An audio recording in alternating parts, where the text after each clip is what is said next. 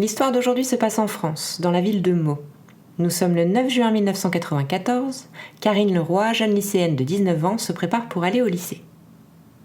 Il est environ 9h10 quand, juste avant de quitter l'appartement, Karine réveille sa sœur Nathalie, sa sœur jumelle, qui, elle, est déjà en vacances, donc reste à la maison ce jour-là, et lui demande si elle peut guetter à la fenêtre la venue de son amie Farida, avec qui elle fait régulièrement le trajet pour aller au lycée. Elle doit aller acheter des cigarettes avant d'aller au lycée, elle part donc dans l'autre sens, c'est pas sur le chemin le tabac, et elle a peur de la louper. Elle s'embrouille un peu parce que Nathalie est pas très contente de se faire réveiller comme ça par sa sœur, mais elle décide quand même de guetter sa copine à la fenêtre. Karine quitte l'appartement de son père, situé dans le quartier Beauval, et plus précisément à la tour Cheverny. Sa sœur Nathalie la voit donc traverser le terre-plein pour se rendre en direction du tabac.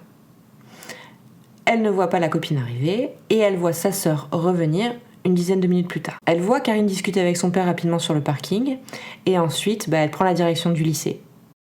Elle la voit longer le trottoir pour rejoindre l'entrée du parking de la tour Anjou, qui était à l'époque utilisée comme raccourci pour traverser cette partie de la cité et ainsi pouvoir rejoindre le lycée plus vite. Nathalie ne le sait pas encore, mais ce sera la dernière fois qu'elle verra sa sœur vivante.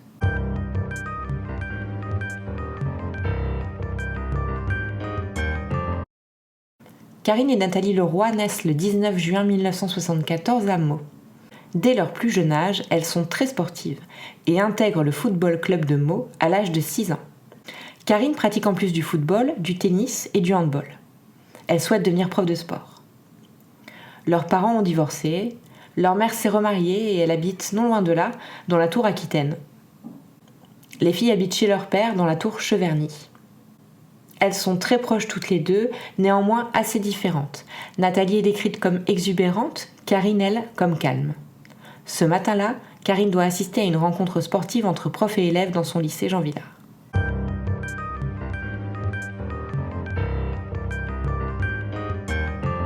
Vers 18h ce jour-là, Nathalie commence à s'inquiéter. Sa sœur est normalement déjà rentrée depuis longtemps à cette heure-là. Elle a attendu un peu, pensant qu'elle avait peut-être traîné pour rentrer ou qu'elle s'était arrêtée voir une copine. Je rappelle qu'à l'époque, les portables n'existaient pas encore. Elle appelle donc sa mère pour lui faire part de ses inquiétudes. Sa mère, qui lui confirme ne pas l'avoir vue non plus, appelle le lycée et c'est là qu'elle apprend que Karine ne s'est pas présentée de la journée. Elle se déplace alors directement au commissariat pour signaler sa disparition, mais les policiers ne les prennent pas vraiment au sérieux. Elle a 19 ans, elle est majeure, donc pour eux, il n'y a rien d'alarmant, et ils pensent directement à une fugue. Un policier leur dira même « Ici, ce n'est pas Chicago, on ne disparaît pas comme ça ». Elle dépose tout de même une main courante, rentre chez elle et attend toute la nuit avec l'angoisse. Le lendemain matin, toujours sans nouvelles de Karine, sa famille, aidée de leurs proches et de quelques voisins, effectue les premières recherches seuls. Ils font tout le tour de la cité, examinent en détail tous les endroits, les parties communes et surtout les endroits un peu glauques comme les garages ou les caves. Toujours aucune trace de Karine. Les jours passent ainsi et c'est le 19 juin, soit 10 jours plus tard, que Nathalie comprend que sa sœur n'est pas du tout en fugue. C'est le jour de leur anniversaire. Elles ont 20 ans et toujours aucune nouvelle de Karine.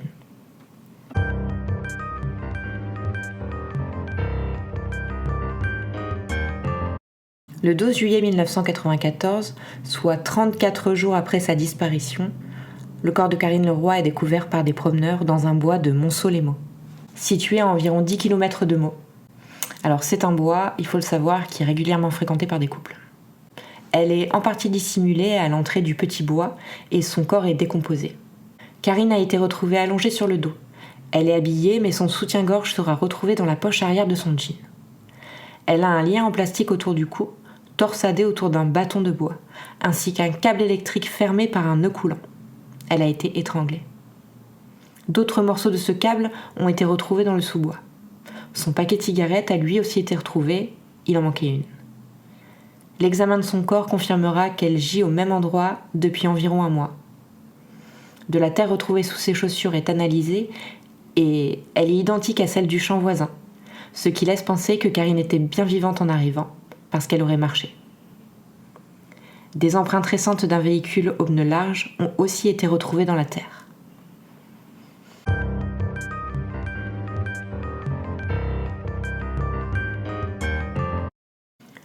L'enquête est confiée aux gendarmes de la brigade de recherche de Meaux dès le 13 juillet. La cité de Beauval est alors passée au peigne fin.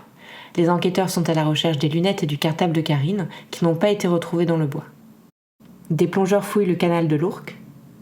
1000 habitants de la cité sont auditionnés, ainsi que les élèves, les professeurs du lycée Jean Villard, les conducteurs de bus, les taxis, et tous les délinquants connus. Mais toujours rien. L'entourage de Karine est alors placé sous haute surveillance. Ses obsèques ont lieu le 23 juillet 1994. Les gendarmes se glissent dans la foule et en profitent pour relever les plaques d'immatriculation des voitures présentes, ainsi que pour prendre quelques photos des participants. Ils tentent de retracer le passé amoureux de Karine, et 3 ex-petits amis sortent du lot. Suite à l'examen de leur emploi du temps, 2 d'entre eux sont mis hors de cause.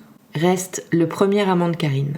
Habitant lui aussi le quartier Beauval, Tour-Cheverny, donc comme Karine, ils se sont rencontrés via le beau-père de Karine. Ils ont eu une relation qui a duré quelques mois en 1992, soit 2 ans plus tôt. À cette époque, il était âgé de 30 ans, Karine de 17 ans. Alors, nous n'avons pas son nom, mais pour la compréhension de l'histoire, on va décider qu'on l'appellera Bob. Les enquêteurs savent avec certitude que Bob ne travaillait pas ce matin-là, et il est incapable de leur fournir le moindre alibi. Nathalie, quant à elle, se souvient très bien être allée chez lui le jour de la disparition de sa sœur pour savoir s'il ne l'avait pas vue, et qu'il n'était pas présent à son domicile ce jour-là. 3 autres éléments vont contribuer à s'intéresser de plus près à cette personne, et il sera mis en garde à vue le 16 septembre 1994. Alors, tout d'abord, son véhicule. Il possède une 405 qu'il a fait réviser et dont il a changé les 4 pneus peu après la disparition de Karine. C'est déjà un détail un peu étrange. Ensuite, plusieurs témoignages recueillis font état de problèmes intimes, tels que troubles de l'érection ou pratiques sexuelles étranges. C'est d'ailleurs pour cette raison que Karine a mis fin à leur relation, qui, selon elle, devenait trop bizarre. Dernier élément, le lien en plastique retrouvé autour du cou de Karine est un morceau de plastique qui entoure et relie les prospectus. Et Bob a fait de la distribution de prospectus en boîte aux lettres. Nathalie témoigne même avoir passé 2 jours à le faire avec lui. Elle sait qu'il en avait dans le coffre de sa voiture. Le long de la garde à vue, il va se montrer intelligent, provocateur, et s'énerver très rapidement lorsqu'ils évoqueront les problèmes intimes. N'ayant que des soupçons et aucun aveu, ils sont dans l'obligation de le remettre en liberté, mais sous surveillance. Le 27 septembre 1994, une perquisition est ordonnée. Tour-Cheverny, au domicile de Bob, mais également une saisie de son véhicule pour fouilles et prélèvements. Des cheveux sont retrouvés dans cette voiture. Mais après analyse, il s'agit bien de l'ADN de Karine. Le problème, c'est que Karine et sa sœur Nathalie sont de vraies jumelles et ont, par conséquent, le même ADN. Nathalie est elle aussi déjà montée dans la voiture. Il est donc impossible de déterminer à qui sont les cheveux, et cela ne prouve rien. En décembre 1994, il sera de nouveau réentendu et placé en garde à vue, mais sa version restera la même et aucun élément nouveau ne permettra de le mettre en examen. Le 14 janvier 1999, la maman de Karine croise Bob dans un magasin du quartier. Et là, il l'agresse verbalement. « Je vais t'envoyer en haut avec ta salope de fille ». Mais aussi physiquement, il la serre par la gorge et essaye de l'étrangler. Suite à la plainte de sa mère accréditée par les témoins sur place, Bob sera placé en détention en février 1999 et écopera de 6 mois de prison avec sursis et de dommages et intérêts à verser pour la mère de Karine. Ce qui est fou, c'est que la mère de Karine ne l'a jamais soupçonné. Pour elle, depuis le début, c'est pas lui qui a tué sa fille. Et elle demande à ce que si elle se trompe, s'il s'avère que c'est bien lui, à ce qu'on lui montre des preuves formelles. Mais les enquêteurs n'en trouveront pas. Et sans axe nouveau d'investigation, la justice clôt donc une première fois l'instruction par un non-lieu, prononcé le 28 avril 1999.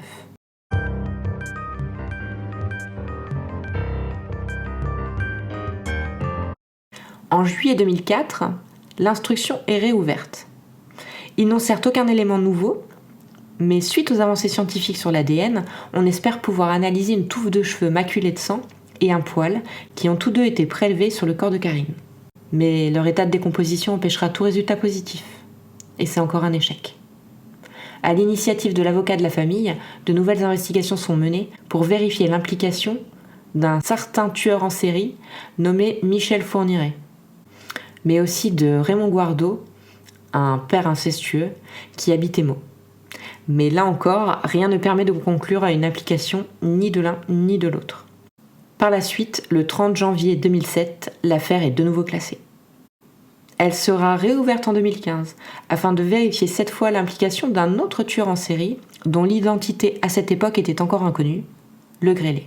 Le mode opératoire du grêlé correspond. Même s'il n'a pas de profil type de victime, il est connu pour enlever des jeunes filles à la sortie de l'école et aussi pour étrangler ses proies. Mais là encore, étant donné qu'on n'a pas pu extraire d'ADN du corps de Karine ou de la scène de crime, il est impossible de le comparer avec l'ADN du grêlé. Ultime impasse.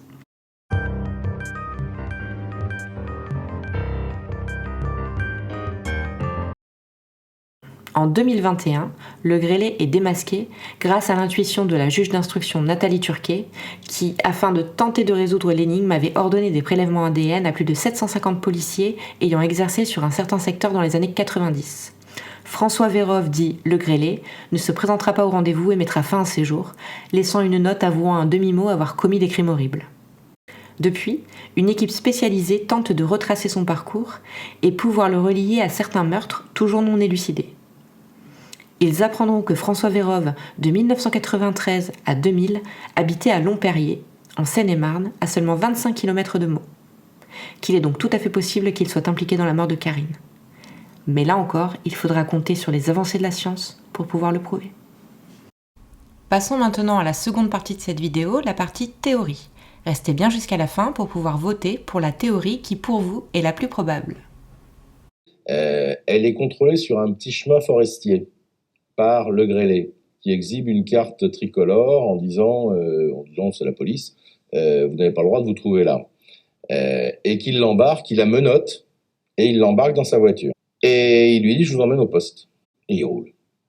Et puis à un moment, la gamine, elle comprend que ça se passe mal, parce que le commissariat, c'est par là, et le grêlé, enfin le conducteur de la voiture blanche, prend à gauche, là où le commissariat se trouve à droite. Et ils vont faire je ne sais pas combien de kilomètres. C'est-à-dire que ce mec est dans une toute puissance, donc il ne craint rien. Il a laissé des traces dans sa vie.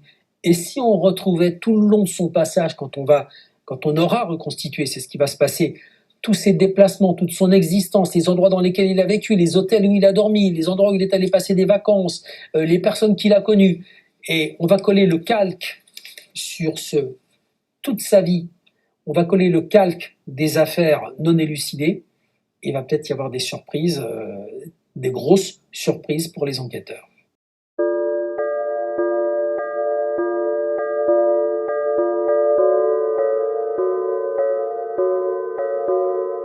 Nous sommes le 9 juin 1994, il est environ 9h25, lorsque Karine marche en direction du raccourci des garages, qui est isolé de toute visibilité. Une voiture est garée sur le côté, avec un homme à l'intérieur. Il a l'air d'attendre quelqu'un. Mais quand Karine passe à sa hauteur, il sort de son véhicule et l'interpelle. « Mademoiselle, s'il vous plaît !» Là, il lui invente une histoire bien foireuse, du type c'est un agent spécial qui est en pleine mission secrète exceptionnelle, que son équipe est en train de boucler le périmètre et qu'il est dangereux pour elle de rester là. Et il lui ordonne même de monter dans son véhicule.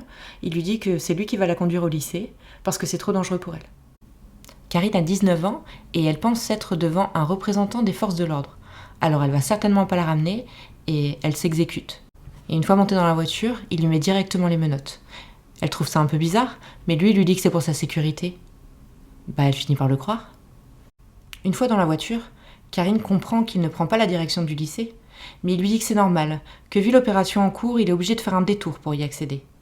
Karine, stressée, lui demande si elle peut fumer dans la voiture, ce qu'il accepte. Il lui allume une cigarette. 15 minutes plus tard, il arrive à proximité du bois de Monceau-les-Meaux. Il lui dit qu'il a quelque chose à récupérer et que, toujours pour sa sécurité, il est préférable qu'elle ne reste pas dans la voiture à attendre. Donc il la sort de la voiture et l'emmène avec lui. Il traverse alors un grand champ pour accéder au bois qui se trouve juste derrière. Arrivé à l'intérieur du bois, après avoir vérifié qu'ils étaient bien seuls, François Vérove, dit le grêlé, sort de sa poche les liens en plastique et les passe autour du cou de Karine afin de l'étrangler. Il va très vite. Bien sûr, elle se débat, mais il a de la force et de la technique. Il voit qu'il galère avec les liens en plastique, alors il sort de sa poche un gros câble électrique et fait un nœud coulant. C'est comme ça qu'il achèvera Karine. Maintenant qu'elle ne peut plus bouger, il va essayer d'abuser d'elle et il commencera par lui ôter son soutien-gorge, mais très rapidement, il va entendre des bruits de promeneurs, des gens qui se parlent pas très loin. Du coup, il va comprendre qu'il faut peut-être pas traîner et que maintenant qu'elle est morte, il pourra plus faire croire ce qu'il veut à qui il veut, comme il a l'habitude de faire.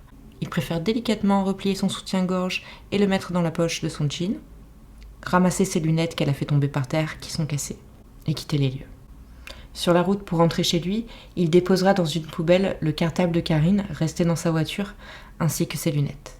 Moi, je me dis, c'est quelqu'un qui l'a monté en voiture et qui lui a dit, c'est ce que j'ai pensé à l'époque et c'est ce que je pense encore, je ne vais pas bien, quelqu'un qu'elle connaît, je ne vais pas bien pour telle et telle raison, et comme c'était quelqu'un qui était pas charitable, mais qu'on amadouait facilement dans le principe, quand elle connaissait la personne, si je vais pas bien, on pleure, elle va s'intéresser. Elle s'intéressait aux gens qui l'entouraient. Donc, pour moi, cette personne lui a joué le mélodrame, la corde sensible, elle est montée en voiture, et il s'est passé un truc. Alors moi, je me souviens que le jour de la disparition de Karine, d'avoir été chez lui, il n'était pas là. Pour moi, c'était la personne qui pouvait plus me soutenir ou m'aider dans les recherches. C'était lui, parce qu'il connaissait très bien Karine, comme c'était son ex-petite amie. Il la connaissait très bien, il me connaissait très bien, donc ça a été le personne envers qui je me suis tournée pour avoir une aide. Et il n'était pas là ce jour-là. Il est vrai, alors je dis pas que c'était le cas, mais il est vrai que régulièrement, quand Karine était indisposée, elle avait mal à la poitrine et elle enlevait son soutien-gorge et je la vois le faire et le mettre dans la poche de son blouson en cuir. Elle avait des grandes poches. Mais au mois de juin, elle l'avait certainement pas, son blouson. Enfin, je sais pas comment elle était habillée, peu importe, j'ai plus le souvenir. Mais qu'elle ait pu l'enlever, ouais.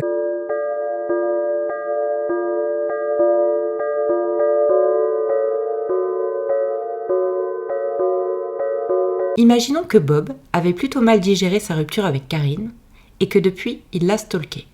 Et Bob était plutôt bien placé pour stalker Karine, étant donné que c'était son voisin, ils habitaient dans le même immeuble. Pour ceux qui l'ignorent encore, stalker est un mot anglais qui peut se traduire par admirateur, monomaniaque ou tracker. Nous sommes donc le 9 juin 1994 et il est environ 9h25 lorsque Karine emprunte le raccourci des garages. Et là, sur qui elle tombe ? Sur Bob. Bien sûr, Karine lui demande ce qu'il fait là, alors il lui répond qu'il l'attend, parce qu'il a plein de choses à lui dire, et qu'il l'emmène quelque part. Karine va lui répondre que c'est pas possible, là elle part à l'école, elle doit assister à une rencontre sportive. C'est pour ça qu'il a choisi ce matin-là aussi, il l'a pas choisi un matin où elle a un examen. Donc il lui dit, écoute, je sais très bien que c'est pas très important, mais moi par contre, je vais pas bien, là il faut vraiment qu'on parle, j'ai des trucs à te dire. Karine, elle devait pas se rendre compte de l'obsession que Bob avait envers elle. Elle était juste amie avec lui, ils s'entendaient bien, elle voulait pas perdre ça et elle a pas vu autour tout ce qui se passait. Du coup, Karine, elle décide de le suivre. Une fois dans la voiture et après quelques kilomètres, Karine se rend compte que son soutien-gorge lui fait mal. Il est peut-être juste trop serré ou alors il est mal mis, mais en tout cas, ça la gêne. Alors elle le dégrave dans le dos, elle le fait glisser sous ses vêtements et elle le pose sur ses genoux. Une fois arrivée au bois, quand ils descendent de la voiture, elle le glisse tout simplement dans sa poche, parce qu'elle a l'intention de le remettre, sauf que le remettre, c'est un peu plus compliqué que de l'enlever. Bob sort de son coffre le petit panier qu'il a concocté pour l'événement, avec tout ce qu'il faut pour passer un moment sympa. Café, croissant, plaid et coussins, mais aussi quelques liens en plastique et autres câbles électriques. Puisque Bob a une petite idée derrière la tête, il est persuadé que suite à sa déclaration, il va pouvoir directement coucher avec Karine. C'est d'ailleurs pour ça qu'il l'a emmené là, n'oublions pas le nom que les gens donnent à ce bois. Vu qu'il a l'habitude d'avoir des pratiques sexuelles un peu douteuses, il compte l'attacher pour s'amuser un peu. Une fois installé, Bob se lance enfin et lui avoue avoir toujours des sentiments pour elle. Karine pense tout d'abord à une blague, mais elle comprend très vite dans les yeux de son amie qu'elle se trompe. Alors elle va lui répondre que malheureusement ses sentiments ne sont pas réciproques, qu'elle l'adore toujours en tant qu'amie, qu'elle serait toujours là pour lui si seulement il le souhaite. Bob est déconcerté, il ne s'attendait pas du tout à ça. Il se rend compte qu'en plus de ne pas avoir pu récupérer Karine, il va maintenant aussi la perdre en tant qu'amie, qu'il va se créer une distance entre eux. C'est alors que son cerveau vrille complètement, qu'il s'empare des liens et qu'il décide, maintenant que tout est perdu pour lui, de la tuer. Puisque lui ne peut pas la voir, personne ne pourra. Une fois son meurtre commis, il filera en vitesse, mais en prenant soin de récupérer tout ce qui traîne et de déposer sur la route les lunettes et le sac de Karine dans une poubelle. Il rentrera tout de suite chez lui et s'y enfermera pour la journée. Il décidera de ne pas ouvrir à Nathalie pour faire croire qu'il n'était pas chez lui et qu'il n'a donc pas pu croiser Karine. Donc pour moi, c'était ça. C'est aller monter avec quelqu'un qu'elle connaissait. Monter ou... Mais bon, elle était... Ouais. C'était quelqu'un qu'elle connaissait de vue ou très bien, ou de vue, ou quelqu'un du quartier. Ou... Mais c'est quelqu'un qu'elle connaissait, sinon elle ne serait jamais montée.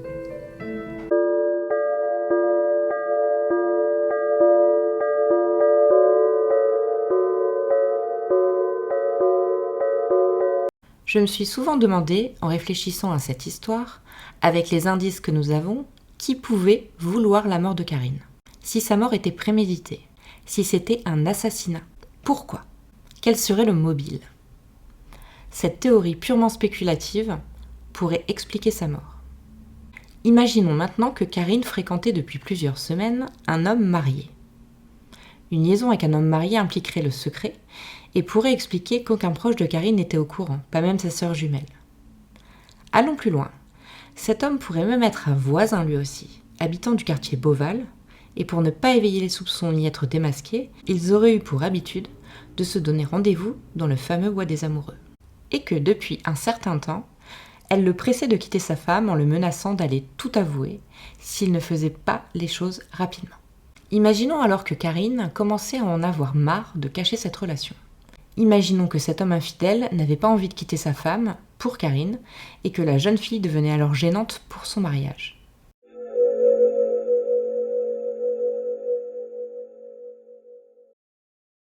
La veille, soit le 8 juin, en rentrant de l'école, Karine croise son amant. Il lui annonce qu'il peut se libérer le lendemain matin pour passer un petit moment ensemble, là où ils ont l'habitude de se retrouver en cachette, le bois des amoureux. Bien sûr, elle n'hésite pas à accepter puisque les moments passés ensemble se font de plus en plus rares. Donc si elle veut absolument voir Farida le matin du 9 juin, c'est pour la prévenir qu'elle va sécher ce matin-là et lui demander de dire à l'école qu'elle est malade. D'ailleurs, Farida n'a pas attendu Karine ce matin-là, ce qui prouve qu'elle n'avait pas rendez-vous. La suite est simple à imaginer, ils se donnent rendez-vous au niveau des garages, ils partent au bois des amoureux, et lui il a tout prévu, donc Karine a mis les pieds dans un piège. Une fois son meurtre commis, il rentrera chez lui rapidement. Par la suite, il a dû être interrogé comme tous les habitants de la cité, mais étant donné que personne n'était au courant de leur liaison, c'est passé à l'as. Cette personne n'a jamais été inquiétée. Voilà, c'est la fin de cette vidéo, et c'est donc le moment de voter pour la théorie qui vous a le plus convaincu. Théorie 1, rencontre avec un tueur en série. Théorie 2, l'ex-petit ami stalker. Théorie 3, liaison avec un homme marié.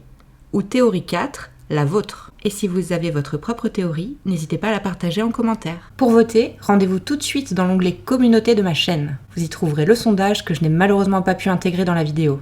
À bientôt pour un nouveau Cold Case.